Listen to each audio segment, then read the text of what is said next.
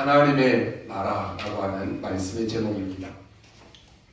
요즘에 이제 코로나가 정부에서는 정점을 찍었다라고 이렇게 얘기합니다.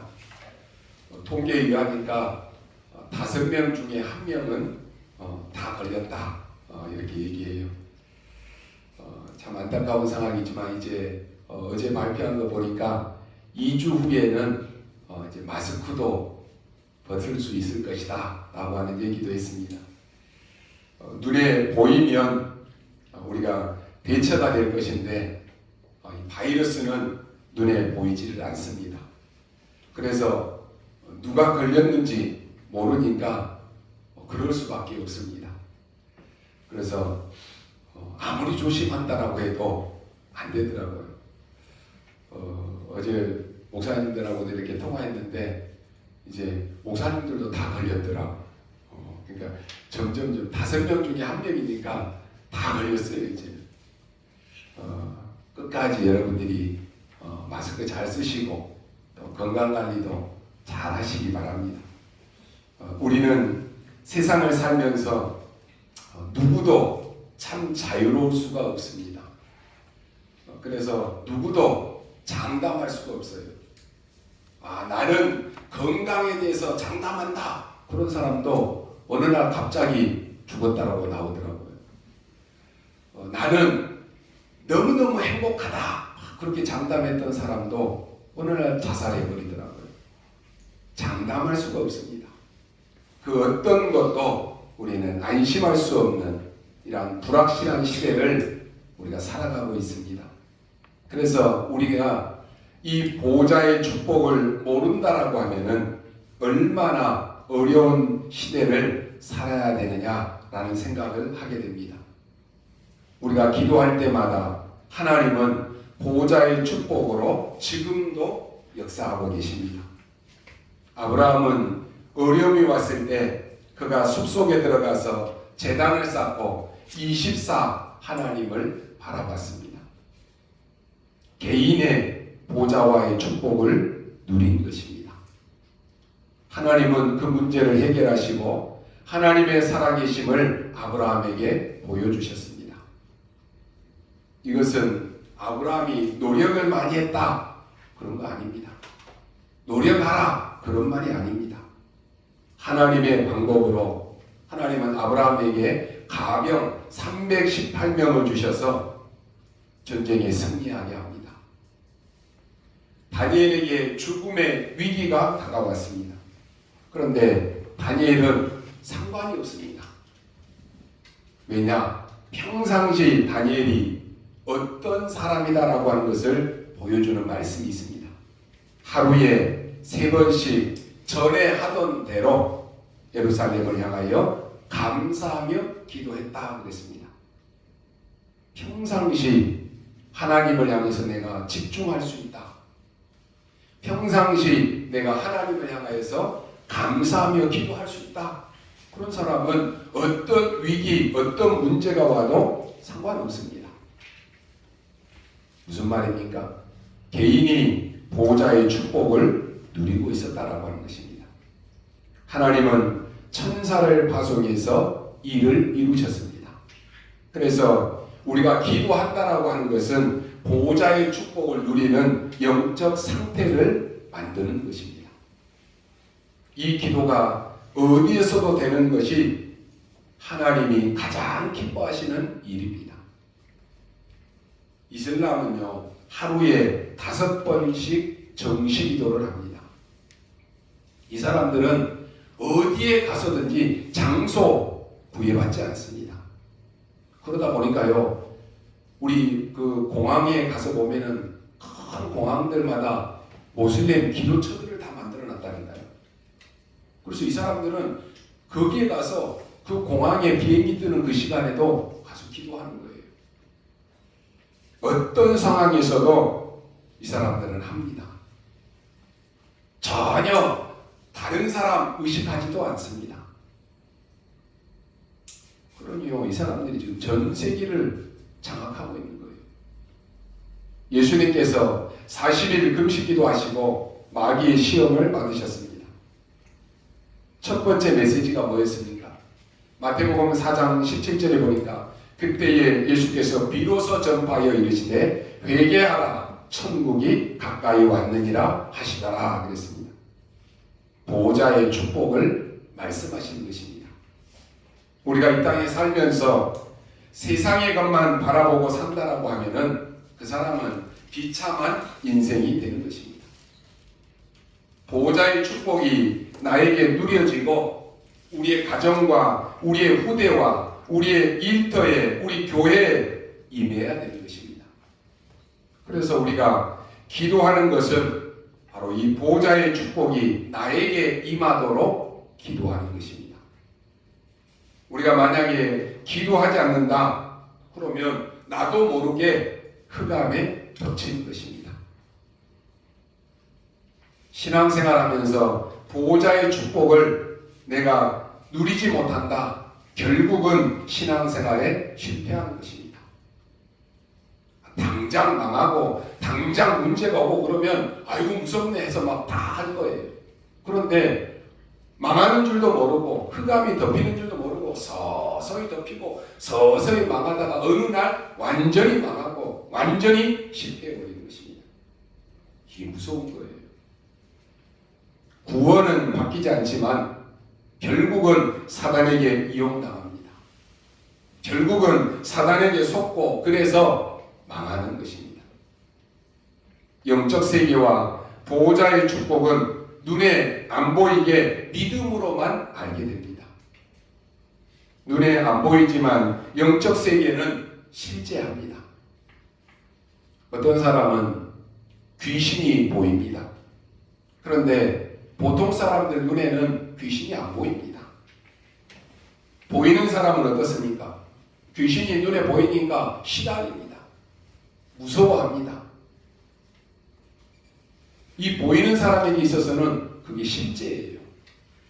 그러니까 막 무섭고 두렵고 공포에 빠지는 것입니다. 우리가 어떤 사람은 악몽을 꿀 수 있습니다. 안 꾸는 사람은 모르지만은 이 악몽을 꾸는 본인은 얼마나 힘이 드는지 모릅니다. 가위에 눌린 사람은 너무 고통스럽고 두렵습니다. 영적 세계는 사람의 눈에 안 보이니까 안 보이는 사람은 에이 뭐 그런 게 있어. 아이 뭐 그 별거 아니야. 대수롭지 않게 그렇게 말합니다. 그리고 본인이 안 보이고 안 겪었기 때문에 안 믿으려고 합니다. 그러나 눈에 보이고 이걸 실제로 겪은 사람은 너무 힘들어하는 거예요. 너무 고통스럽습니다. 대수롭지 않게 생각한다니까요. 그러나 실제로 이런 일을 겪은 사람은 너무너무 고통을 당합니다. 실제로 가위에 눌리고 실제로 악몽을 꾸는 것입니다. 우리가 과거에 구슬하고 제사를 지내고 여러분이 무당에게 찾아가서 부적을 가지고 부적도 붙여본 적이 있습니까? 그러면 그 일을 계속 하게 되면 눈에 안 보이게 흑암이 계속 역사합니다. 우리가 구원을 받았음에도 불구하고 여러분이 염려하고 불신앙하고 낙심하고 상처 속에 미움이 가득하다라고 하면 눈에 보이지 않게 계속해서 흑암이 덮치는 것입니다. 하나님의 은혜로 저와 여러분이 예배를 사모하고 하나님 앞에 보호자를 움직이는 이 기도의 축복을 누리고 우리가 하나님을 찬양할 수 있다. 얼마나 축복인지 모릅니다. 저는 지난 주간에 목이 아파가고 소리가 안 나오니까 찬양을 하는데 소리가 안 나오니까 너무 답답한 거예요. 야, 이래서 성대 수술을 하고 목소리가 안 나온 사람들이 참 힘들겠다. 그런 생각이 들더라고요. 여러분이 말씀을 사모하고 말씀을 전하는 일에 내가 쓰임 받는다. 이게 아무것도 아닌 것처럼 보이지만 눈에 안 보이게 거기에 성령이 역사하십니다. 거기에 흑암이 완전히 무너지는 거예요. 여러분이 계속 들어서 어떻게 보면 아유 귀찮다라고 생각하겠지만은 아유, 우리 목사님은 왜 맨날 일주일 동안 매일 말씀을 들으라고 할까? 그런데 그 말씀 듣는 그 시간에 흑암이 무너진다니까요. 그 시간에 하나님은 보호자의 축복으로 움직이신다니까요. 이게 엄청난 차이입니다. 시공간을 초월하는 보호자의 축복이 누려지는 것입니다. 그래서 나의 영적 상태를 서밋으로 만들라라고 하는 것입니다. 보호자의 축복을 여러분이 일상화 시켜야 됩니다. 실제화 시키라니까요. 393 계속 기도 나오죠. 이걸 실제로 한번 해보라니까요. 억지로 하는 것 말고 실제로 누려보십시오. 그냥 억지로 그냥 말씀을 녹취하고, 어느 교회 어떤 랩런트가 그랬대요. 그냥 말씀을 계속 녹취하고 막 말씀 들으라고 하니까 너무 힘들더래요. 그래서 눈에 보이기 위해서 막 녹취를 하고 계속 하는데 본인은 하나도 말씀이 안 믿어지는 거예요. 그럼 더 힘든 거예요. 아니, 말씀을 듣고 힘을 얻고 누려야지. 그게 맞지. 계속 하면서 억지로 한다. 그러면 더 힘든 거예요. 여러분이요. 그래서 제가 우리 교회도 많은 훈련이 있지만 그 단계에 되어지는 사람은 훈련 메시지도 다 당연히 들어야 되겠지만은 그리 안 된다. 주일날 강단이라도 매일 들으라고 하는 거지. 여러분이 강단에서 답을 얻지 못한다. 강단에서 힘을 얻지 못한다. 그러면 아무리 해도 소용이 없는 거예요. 강단 말씀을 계속 듣는 사람은 그렇게 얘기합니다. 아, 어제 들었는데 오늘 또 들었는데 오늘 또 새로운 말씀이 들려진다. 그게 맞아요. 하나님은 매일매일 우리에게 새 은혜를 주시는 거예요. 이게 안 되어진다. 부담스럽다니까요. 여러분, 신앙생활이 부담이 된다. 마치 하나님이 내가 예배 안 드리면 나에게 벌을 줄 것 같다. 그게 우리 고정관념으로 딱 가지고 있다니까요. 여러분, 그렇게 신앙생활하면 얼마나 힘듭니까? 그거는 눌리는 거예요. 그 종교생활하는 거예요. 여러분이 하나님 앞에 예배하는 것이 너무 행복하고 너무 기쁘다, 감사하다, 이게 되어져야 되는 것이. 그래서 우리의 생각 속에 믿음이 역사하니까 그게 보호자와 연결되는 것입니다. 이게 믿어지는 사람은 예배를 사모합니다. 이게 믿어지는 사람은 기도하고 찬양이 나옵니다. 그래서 믿어진다, 이게 은혜고 축복입니다. 왜 말씀의 흐름을 놓치지 말라 그럽니까? 말씀의 흐름을 놓치면 어느 순간에 내가 말씀을 듣는데 말씀이 안 들어오는 거예요. 놓쳤던 거예요. 놓쳐. 여러분이 흐르는 강물에다가요 종이배 띄어나고 하셨죠? 내리는 순간에 계속 종이배가 물 위를 타고 내려가지만 막혀있는 곳에는 멈춰 있습니다. 하나님의 말씀의 흐름 속에 여러분이 계속 가다 보면 나도 모르게 힘을 얻는데 이게 안 되어진다. 어느 날 말씀을 듣는데 말씀이 안 들어오는 거예요. 어느 날 말씀을 듣는데 이 말씀이 안 믿어지는 거예요. 그게 나의 영적 상태입니다. 그건 내가 죽는 거예요. 나도 모르게 지금 죽어가고 있는 거예요. 그래서 여러분의 영적 상태를 서밋으로 만들라고 하는 것이에요. 우리가요, 다른 사람보다 훌륭합니까? 다른 사람보다 착합니까? 그렇지 않지만 하나님이 우리에게 은혜를 주셔서 영적 세계가 믿어진다. 이게 축복이라니까요. 그래서 예배를 사모하는 것입니다. 그래서 기도하고 찬양하고 말씀 듣고 말씀운동, 생명운동을 사모하는 것입니다. 세상 사람들이 다 알게 모르게 고통의 짐을 다 지고 살아갑니다. 인생에 무거운 짐을 지고 산다니까요.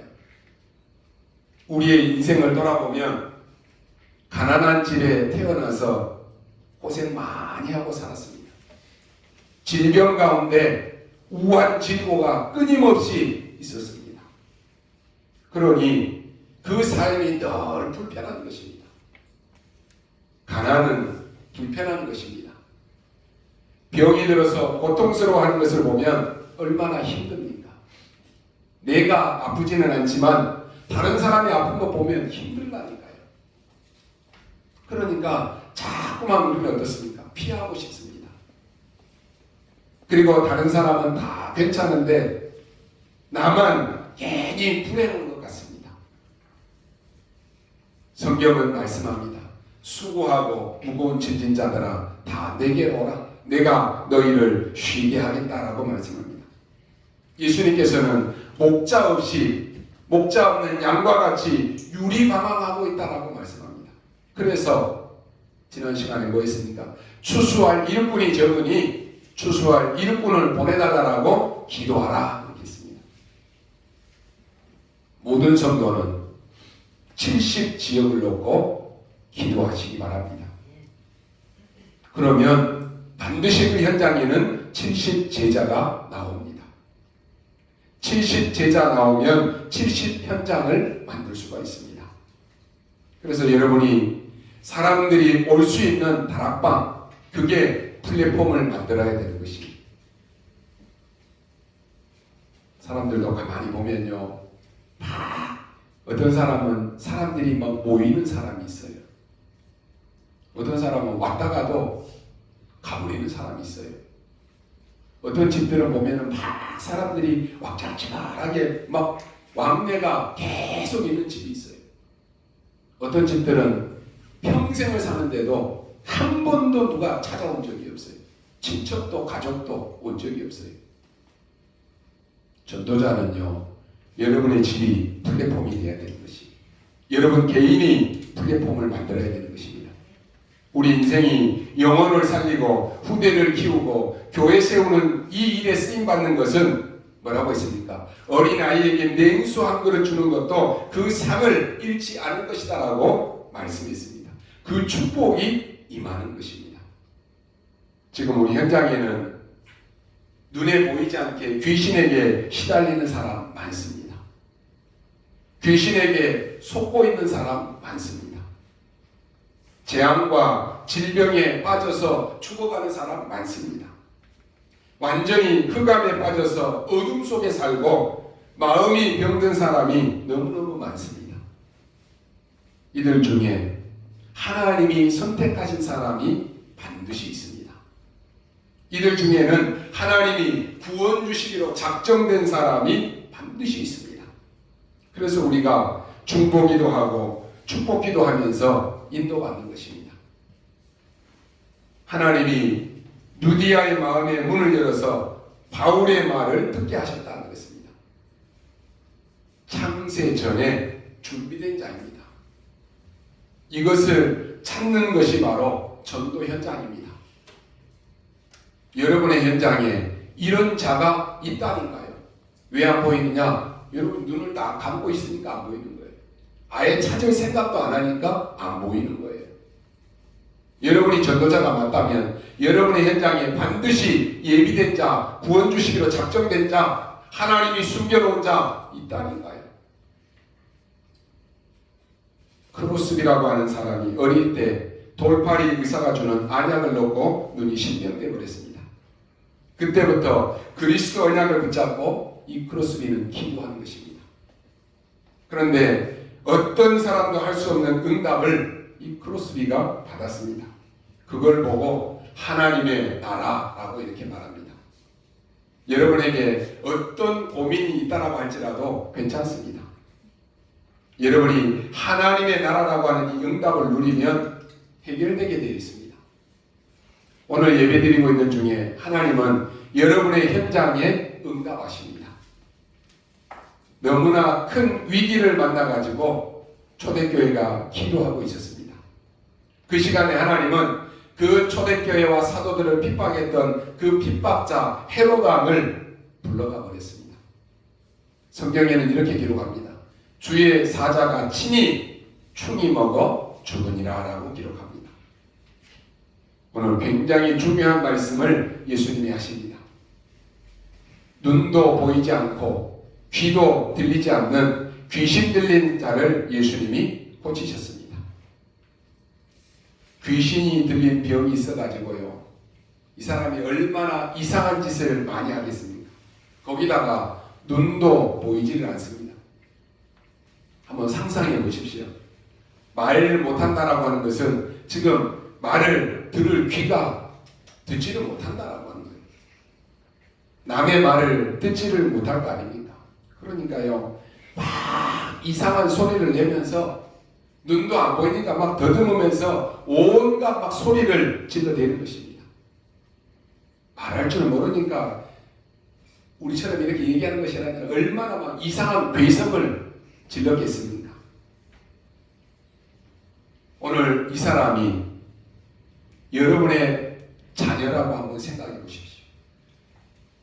어떻게 하겠습니까? 여러분의 가족 중에, 우리 가족 중에 이런 사람이 있다라고 한번 생각해 보십시오.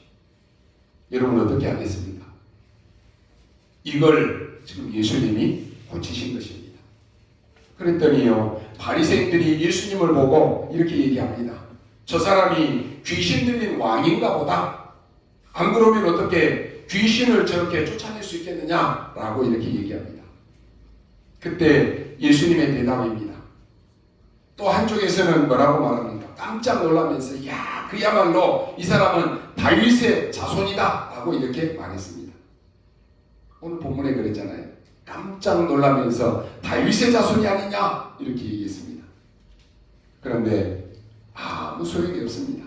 그래 놓고는 다 사라졌습니다. 예수는 그리스도 모든 문제 해결자 해놓고 자기에게 문제 오면 다 도망가 버린다니까요. 문제 와가지고 예수 믿고 해결됐는데 그 문제 해결되니까 어느 순간 나도 모르게 또 방황하는 거예요. 다 가버려 떠나가버리네요. 바리새인들은 예수님을 보고 귀신 들린 사람이다라고 했습니다. 바리새 교회는 세상을 살릴 수가 없습니다. 오늘 여러분이 하나님의 말씀을 붙잡아야 됩니다. 예수님께서 간단하게 이렇게 말씀하십니다. 내가 만약에 귀신 들린 사람이다라고 하면, 내가 귀신을 쫓아냈다라고 하면 지금 귀신끼리 싸우는 거 아니냐? 그게 말이 되는 소리냐? 그렇게 하셨습니다. 그리고는 너희 집에 강한 자를 결박하지 않고는 이라고 말하면서 강도의 비유를 듭니다. 강한 자를 결박하지 않고 그 집의 세간을 가져올 수 있겠느냐? 성령이 임하지 않고 사단이 결박되면 하나님의 나라가 임하였느니라. 예수님의 말씀입니다. 그리고 내가 이 말을 못 알아듣는다. 그러면 나하고 상관이 없다 그랬습니다. 하나님하고 상관이 없다 그랬다니까요. 무서운 얘기입니다. 그래서 여러분 가장 큰 죄가 뭔지 아십니까? 하나님 모르는 것입니다. 가장 큰 죄가 뭔지 아십니까? 성령 해방죄입니다. 이게 완전 죄의 본질입니다. 그러면서 이런 말씀을 합니다. 귀신을 쫓아내기 위해서 많은 소제도 하고 청소도 하고 했는데 나중에 7 귀신이 들어와서 더 심해졌다 그랬습니다. 세상 사람들은 어떻습니까? 답이 없으니까 구술합니다. 구술하면 문제가 해결됩니까? 더 큰 문제가 와서 더 큰 구술을 해야 됩니다. 여러분이 막 점술하고 여러 가지 몸부림을 치면 점점점 심해진다니까요.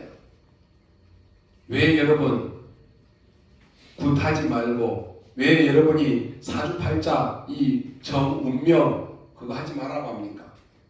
더 큰 문제가 오는 거예요. 오늘 여러분이 언약 잡으시는데 하나님의 나라라고 하는 이 단어를 붙잡으시기 바랍니다. 하나님의 나라 임하면 어떻게 됩니까?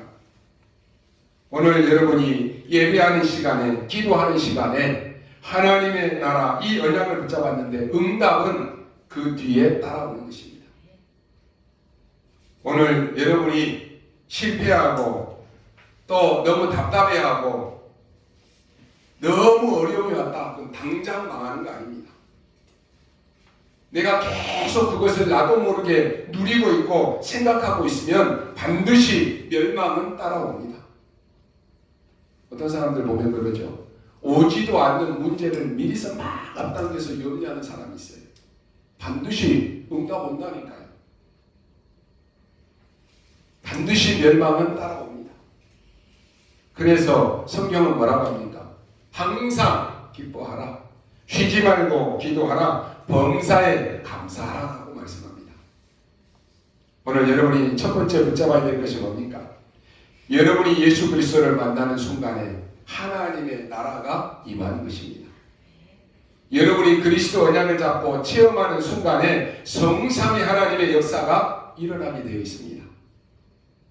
여러분, 성삼위 하나님의 역사가 일어나면 어떻게 됩니까? 보호자의 축복이 임하게 되어 있습니다. 그게 하나님의 나라입니다. 오늘 예수님이 설명합니다. 하나님의 나라 임하면, 이 말은 근원적인 치유가 일어나 버린 것입니다. 그래서 낙심할 이유가 하나도 없습니다. 그게 첫 번째입니다. 그리스도께서 능력으로 임해서 하나님의 나라가 임하니까 근원적으로 치유가 되어버린 것입니다. 이것은요, 여러분이 몸부림친다, 열심히 한다, 그래가지고 되는 거 아닙니다. 근원적인 치유가 되어버렸다니까요. 정신적으로 어려움 당하는 분이 계십니까? 여러분이 부끄러워할 것도 없고 겁낼 것도 없습니다. 오늘부터, 지금부터 언약 잡고 기도 시작하면 됩니다. 대부분 거짓말 한다니까요. 아니, 나는 문제 없어. 우리 집은 문제 없어.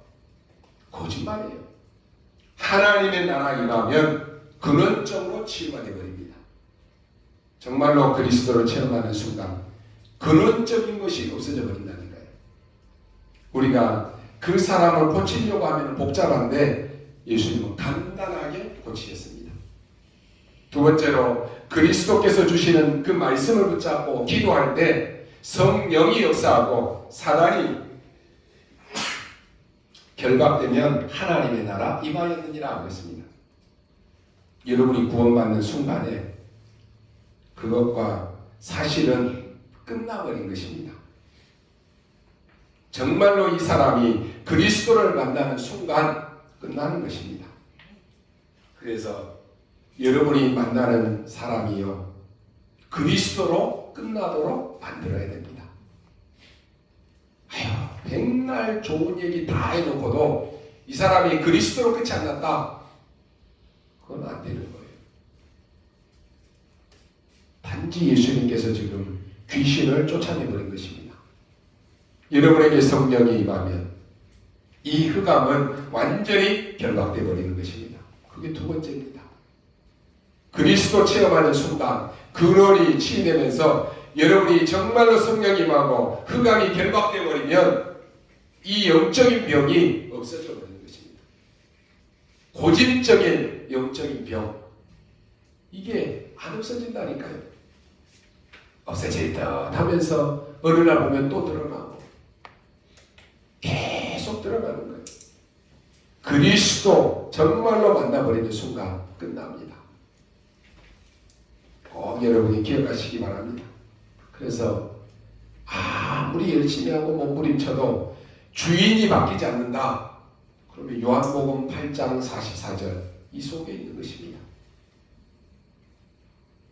말씀의 은혜를 못 받는다, 그 어떤 방법으로도 살 수 없습니다. 그래서 하나님의 자녀는 말씀 들어야 사는 거예요. 더 중요한 것은 세 번째입니다. 그리스도께서 주신 말씀을, 언약을 굳게 붙잡고 기도하기 시작하면 그때부터 역사가 시작됩니다. 한번 여러분 체험해 보시기 바랍니다. 그리스도께서 주신 언약의 말씀을 정확하게 붙잡으면 여러분이 가지도 않았는데 역사가 일어난다니까요. 이게 하나님의 나라입니다. 세상 나라도 있지만 사단의 나라, 하나님의 나라는 다릅니다. 완전히 사단이 무릎 꿇게 되는 것입니다. 저는 어제 핵심 예배를 드리면서요, 어제 우리가 우크라이나에서 주간에 있었잖아요. 거기에 우리 전도자들이 예배 드리면서 기도하는 이 모습을 보니까요, 야, 참 전도자들이다. 대부분 어떻습니까? 하나님, 우리나라의 전쟁이 그치게 해주세요. 자, 우리나라를 침공하는 저 러시아 완전히 망하게 해주세요. 뭐 그렇게 기도할 거 아니에요. 그런데 이런 전쟁으로 인해서 복음이 계속 증거되도록 그거 놓고 기도하더라고요. 야, 참 하나님이 숨겨둔 자구나, 남은 자구나, 렘넌트구나, 이게 다르더라고요. 전도자 렘넌트들은 어떤 상황에 있어도 그 속에 하나님의 계획을 찾는 것입니다. 그러니까 실망할 것도 없는 거예요. 거기에 사단을 완전히 무릎 꿇게 만드는 것입니다. 모세가 이스라엘 민족을 데리고 홍해 앞에 왔습니다. 그것은 그냥 온 것이 아니라 모세에게 말씀을 주셨습니다. 이스라엘 민족을 홍해로 데리고 가라. 내가 건너게 하겠다라고 말씀을 주셨습니다. 모세는 그 말씀을 딱 붙잡고 홍해 앞에 선 것입니다. 오늘 우리 사랑하는 모든 성도님들이요, 강단에서 말씀이 떨어지면 말씀 딱 붙잡고 하나님의 계획이 맞으면 우리는 도전하는 것입니다. 그게 맞아요. 왜요? 사람의 말이 아니라 하나님의 말씀이기 때문에 그렇습니다. 하나님의 말씀을 듣고도 갈까 말까 할까 말까 망설이면 다 죽는 거예요. 하나님이 모세에게 이스라엘 민족 홍해로 데리고 가라. 내가 건너게 하겠다. 그 말씀 딱 붙잡았다니까요. 그런데 이스라엘 민족이 얼마나 두려웠겠습니까? 얼마나 원망도 많이 했습니까? 그때 모세가 한 말입니다. 뭐라고 했습니까? 이스라엘 사람들아, 두려워하지 말아라. 오늘 여호와께서 행하시는 구원을 보라.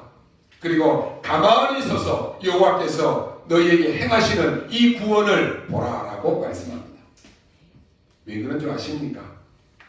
모세가 어떻게 그렇게 담대히 얘기할 수 있습니까? 그 앞에 하나님이 모세에게 말씀을 주셨다니까요. 그 언약 붙잡고 나가니까 담대해질 수 있는 것입니다. 렘넌트와 우리 전도자 여러분들이 하나님의 말씀을 딱 붙잡았다, 담대해집니다. 두렵습니까? 염려가 됩니까? 걱정이 됩니까? 내가 하나님을 안 믿기 때문에 그래요. 하나님을 믿고 하나님이 여러분이 주신 말씀을 딱 붙잡았다, 담대해진다니까요.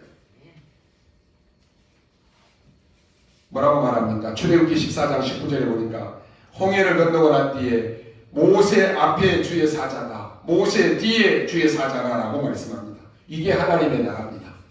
여러분이 가는 모든 곳에 하나님은 눈에 보이지 않게 주의 천사를 앞서 보내시고 여러분의 뒤에서 지키시고 보호하시는 거예요. 그래서 전도자 여러분이 가는 모든 곳에 하나님의 나라가 임하는 것입니다. 그래서 두려워하지 말고 담대하라는 것입니다. 이 응답을 제일 많이 받은 사람이 다윗입니다. 다윗은 이렇게 말합니다. 하나님의 말씀을 이루는 너희 능력 있는 천사여 여호와를 찬양하라 라고 말씀합니다. 하나님은 말씀을 이루십니다. 그러니까 말씀을 정확하게 붙잡으라고 하는 것입니다. 그거 붙잡고 있다가 여러분이 한번 기도해 보시기 바랍니다. 그리고 다윗이 뭐라고 기도합니까? 하나님의 뜻을 이루는 천군이여 라고 했습니다. 여러분이 예배하는 이유가 바로 여기에 있습니다. 하나님의 말씀을 붙잡고 하나님의 뜻을 붙잡으면 하나님이 하늘 군대를 보내신다라고 하셨습니다. 그리고 뭐라고 합니까? 여호와께서 임재하시는 곳에 있는 너희여 그랬습니다. 이 말은 천군 천사여라고 하는 말입니다. 여호와를 송축하라 그랬습니다. 여러분이 잘 아시는 바대로 히스기야 왕이 되자마자 뭘 했습니까? 아수르에다가 연락을 했습니다. 지금까지는 우리나라가 우리 아버지 때는 당신의 나라에다가 세금을 바쳤는데 내가 이제 새로운 왕이 되었다. 오늘부터는 너희 나라에 세금을 보낼 수 없다. 왜 우리가 아수르 너희들 나라에다가 세금을 내야 되느냐? 나는 못 낸다. 통보를 보낸 것입니다. 그러니까요. 이 소식을 들었던 아수르에서 군사 18만 5천 명을 군대를 이끌고 내려온 것입니다. 이스라엘은 처음 왔다니까요. 히스기야가 얼마나 기가 차고 얼마나 놀랐겠습니까? 성경에 보니까 히스기야 왕이 성전에 들어가서 벽을 향하여 라고 말씀합니다.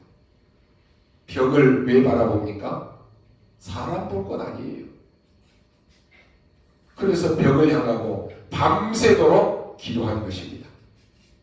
여러분의 가정에 문제 있습니까? 하나님은 여러분이 언약 잡고 기도하라고 하는 사인입니다. 나는 하는 것마다 안 되고 맨날 일이 어려움이 오는데요. 우리 가정은 대대로 계속 질병이 끊이지 않는데요. 그게 여러분이 언약 붙잡고 영적 싸움하라고 하는 사인입니다. 사람 말 듣지 말고 다른 거 환경 바라보지도 말고 여러분이 정말로 하나님을 향해서 영적 싸움하라고 하는 것입니다. 근데 그거 안 하고 맨날 단짓한다. 계속 어려움이 오는 거예요. 성경은 이렇게 기록합니다.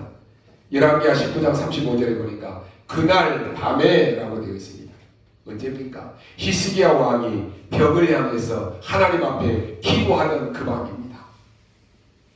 바로 그 시간에 하나님은 주의 천사를 보내서 그 아수르 군사 18만 5천 명을 동시에 불러가 버렸습니다.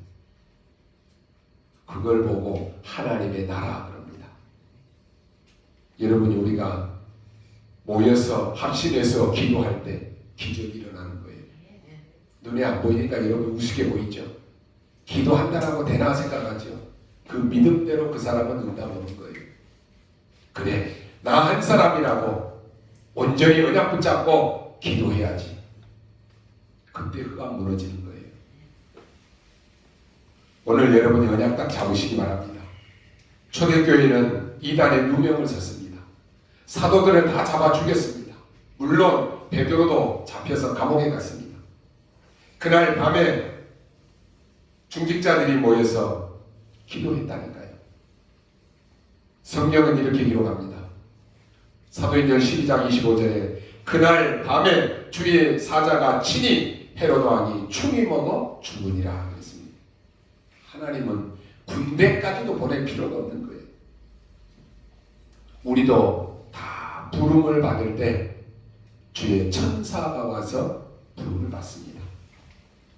하나님이 부르면 끝나는 것입니다. 여러분의 문제를 나의 응답으로 만드시기 바랍니다. 393으로 나의 영적 DNA가 바뀔 때까지 여러분이 기도하고 도전하시기 바랍니다. 잘 안 되지요? 안 되는 게 맞아요. 그래서 매일 하라고 하는 것이에요. 결론으로 말씀드립니다. 우리에게는 문제도 많이 일어납니다. 사건도 많이 생깁니다. 여러 가지 환경도 있습니다. 이때 여러분에게 사단을 꺾으신 만왕의 왕 되신 예수 그리스도, 죄의 저주를 해결하신 만주의 주가 되시는 예수 그리스도, 지옥의 권세를 꺾으시고 천국을 보장하신 예수 그리스도가 나의 주인이 된다. 그럼 승리하는 것입니다. 그 예수가 보이는 사람이 축복된 사람입니다. 이것을 우리가 보려고 했다가 아니라 하나님이 보여주신 것입니다. 농부가 어느 날 남의 빌린 그 밭에다가 농사를 합니다. 그 밭에 열심히 곡괭이질을 하는데 밭 가운데 보화가 감춰진 것을 발견했습니다. 그 밭 주인은 모릅니다. 이 농부는 일하다가 이 밭에 땅속에 보화가 감춰진 것을 발견했다니까요. 보화를 보니까 이 농부는 그래, 내가 이 밭을 사야 되겠다 생각합니다. 자기가 가진 재산은 얼마 없습니다. 그래서 집도 팔고 자기가 가진 모든 것 다 팔아서 이 밭을 사야 되겠다. 거기에 투자를 하는 것입니다. 다른 사람들은 모릅니다. 이해를 못합니다. 그럼 뭐라 그래요? 아유, 저 사람 찌질이 가난하고 저 집 밭에 있는 것까지 팔아가지고 저 밭을 사네, 저 미쳤네, 별 얘기 다 할 거예요. 그런데 이 농부는 그 밭에 보화가 감춰진 것을 봤다니까요. 이 사람은 남이 모르는 기쁨이 있는 것입니다. 남이 모르는 소망이 있습니다. 남이 모르는 행복이 있다니까요. 우리에게 뭐가 보여야 됩니까? 여러분들이 사람들을 만날 때, 야, 저 사람이 하나님을 만나지 못해서 마귀 자녀로 마귀 심부름하고 살고 있구나. 저 사람이 지금 죄와 허물로 죽어 있구나. 그래서 세상 풍습에 묶여가지고 따라가고 있구나. 공중 권세 잡은 자에게 끌려다니고 있구나. 저 사람이 신분이 본질상 진노의 자녀로 살고 있구나. 이게 안 보이니까요, 미워하는 마음이 생기는 거예요. 이게 보이면 안타까운 마음이 듭니다. 나도 예전에 저랬는데, 나는 저기에서 해방받았는데, 저 사람도 예수 그리스도 만나면 해방되는데, 안타까운 마음이 생긴다니까요. 결국 이 사람이 지옥으로 끌려갈 것인데, 그러면 이 사람을 어떻게 살릴까? 기도가 안 나오겠습니까? 여러분의 전도 대상자들이 있습니까? 그런 사람들을 보고 기도가 안 나온다. 그럼 어떻게 됩니까? 말로만 우리가 전도자다 라고 하면서 이렇게 죽어가고 있는 사람 보면서 내가 기도가 안 나온다, 이게 안 보인다. 그럼 어떻게 됩니까? 그 사람을 보면서 눈에 보이는 거, 아이고 저 사람은 나보다 더 잘 먹고 잘 사네, 나보다 더 좋은 옷 입고 사네, 나보다 더 좋은 집에 사네, 그거 보면서 부러워한다니까요. 육신적으로는 그럴 줄 모르지만 영적으로는 완전히 지옥 백성으로 죽어가는데 그게 안 보이니까, 내가 저 사람을 살려야 되는데 그게 안 보이니까 부러워하고 있다니까요. 그런데 영적인 눈이 열리면 저 사람이 육신적으로는 잘 살아도 영적으로 어떤 상태인가가 보이는 것입니다. 사도행전 8장에 보니까 에티오피아의 국고를 맡은 사람입니다. 재정을 담당하는 사람입니다. 세상에서 성공한 사람입니다. 이 사람이 에티오피아에서 예루살렘까지 예배하러 왔다고 그랬습니다. 은혜 받은 사람이고 이 사람은 예배를 사모하는 사람입니다. 그리고 이제 은혜 받고 예루살렘으로 돌아갑니다. 흔들리는 마차를 타고 돌아가는 길에 이사야를 읽고 있었습니다. 그때 빌림 집사님이 에티오피아의 그 성공자에게 다가가서 묻습니다. 지금 당신이 입고 있는 것을 당신 깨닫고 있습니까? 그러니까 이 사람이 말합니다. 누군가 나에게 지도해주는 사람이었는데 내가 어떻게 깨닫습니까? 라고 이렇게 말합니다. 그리고는 내 마차에 타서 나에게 이걸 좀 가르쳐 달라고 말합니다. 그래서 사도행전 8장 35절에 보니까 빌립이 입을 열어 이 글에서 시작하여 예수를 가르쳐 복음을 전하니 그 예수가 누구인지를 에티오피아 내시에게 가르쳐 준 것입니다. 여러분이 만나는 그 사람이 여러분을 만나는 처음 기회일 수 있습니다. 여러분을 만나는 그 만남이 여러분과 그 사람에게 마지막 만남이 될 수 있습니다. 그러나 여러분이 정말로 그 사람을 이제는 영원히 못 볼 수 있습니다. 여러분이 그 단 한 번의 기회로 영원한 기회로 만들라라고 하는 것입니다. 여러분, 그리스도를 모르는 사람은 불신자입니다. 신자지만은 그리스도를 모른다. 전부 전도 대상자들입니다. 야곱이 늘 들었습니다. 하나님이 살아계시다는 것 늘 들었다니까요. 그런데 안 믿었습니다. 오늘 여러분 가운데 혹시나 그런 분이 있습니까? 매일 말씀을 듣는데 나는 안 믿어진다. 그런 분이 있습니까? 오늘 잘 기억하십시오. 이 야곱이 형 에서를 피해서 도망가는 길에 천사가 오르락 내리락 하는 것을 보았습니다. 창세기 28장 16절에 보니까 이렇게 고백합니다. 과연 하나님이 여기에도 계시거늘 내가 알지 못하겠구나. 야곱이 소원합니다. 기름을 붓고 거기에다가 제단을 쌓고 소원을 했다니까요. 하나님, 제가 돌아올 때 이곳이 바로 성전이 될 것입니다. 하나님 앞에 내가 온전한 11조를 드릴 것입니다. 야곱이 고백했습니다. 이것은 하라고 한 것이 아닙니다. 야곱이 뭔가 보였다니까요. 보이니까 결단한 것입니다. 여러분, 성도들이 목사가 하라고 해서 하면은 시험 들 수 있습니다. 그런데 여러분이 말씀의 흐름 속에 늘 듣고 교회를 생각하고 세계복음화를 생각하면 내가 해야 될 것이 보인다니까요. 그 일에 내가 헌신한다. 그게 축복이고 응답입니다. 역대상 29장에 보니까 다윗이 뭐가 보였습니까? 다윗이 자기의 모든 것을 들여서 성전을 짓는 일에 올인했다니까요. 내가 왕이 된 것도 과정이고 내 인생의 목표는 성전이다. 그러던 다윗이요, 역대상 29장 17절에 보니까 나의 하나님이여 주께서 마음을 감찰하시고 정직을 기뻐하시는 줄을 내가 아나이다. 내가 정직한 마음으로 이 모든 것을 즐거이 드렸사오니 이제 내가 또 여기 있는 주의 백성이 주께 자원하여 드리는 것을 보오니 심히 기쁘도소이다 라고 말합니다. 다윗은 뭔가를 본 사람입니다. 영광의 주님이 보이고 왕 되신 주님이 보이니까 거기에 다윗은 자기 인생을 올인한 것입니다. 예수가 나의 왕이시고 나의 주인이시고 이게 보이는 인생은 복 있는 인생입니다. 그러니까 자기 인생을 거기에 올인한다니까요. 오늘 여러분이 이 언약을 딱 붙잡으시기 바랍니다. 기도는 보좌를 여행하는 것입니다. 기도는 영적 세계를 움직이는 것입니다. 그래서 언약 잡고 기도해 보시기 바랍니다. 기도 시작했더니 하나님이 어떻게 응답하십니까? 나중에 합니다.